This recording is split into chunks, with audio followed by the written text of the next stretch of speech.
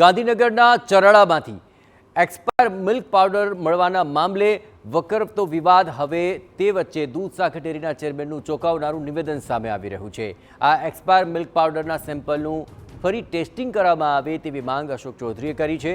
રીટેસ્ટિંગમાં ભેજ, fat, protein યોગ્ય જણાય તો તેને ઉપયોગમાં લેવામાં આવે। સાવચેતી ખાતર એક્સપાયરી ડેટ વહેલી લખાતી હોવાનો ચેરમેને દાવો કર્યો છે। અત્યાર સુધી કેટલી પ્રોડક્ટ એક્સપાયર પાવડર રીટેસ્ટ કરી બનાવાય તે પણ એક સવાલ ઉઠી રહ્યો છે।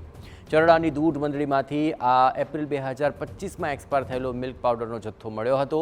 એક્સપાયર થયેલ મિલ્ક પાવડર અંગે વાઇસ ચેરમેન યોગેશ પટેલે કેટલાક સવાલો પણ ઉઠાવ્યા।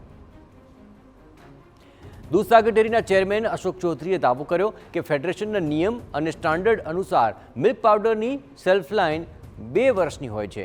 વિદેશ એક્સપોર્ટ થતા માલ ઉપરાંત એક્સપાયરી ડેટ 24 મહિના જ્યારે કે દેશમાં 18 મહિના લખવામાં આવે છે।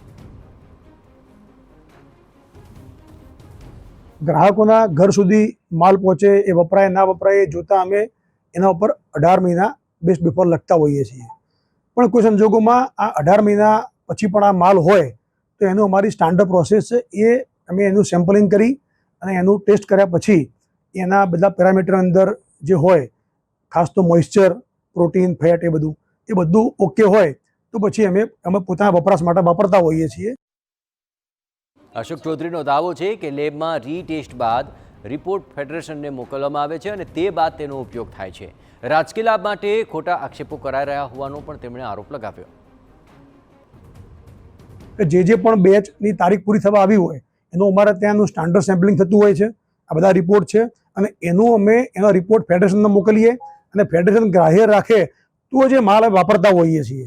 એટલે આટલા કડક નિયંત્રણો વચ્ચે આ કામ થતું હોય અને છતાં પણ પોતાના રાજકીય સ્વાર્થ માટે આ રીતે સંસ્થાને બદનામ કરવાનું જે વાત ચાલે છે એ વાત બરાબર યોગ્ય નથી। કારણ કે આ 5 લાખ ખેડૂતોની સંસ્થા છે અને અમૂલ બ્રાન્ડ તો આજે ગુજરાતના 35 લાખ ખેડૂતોની સંસ્થા છે।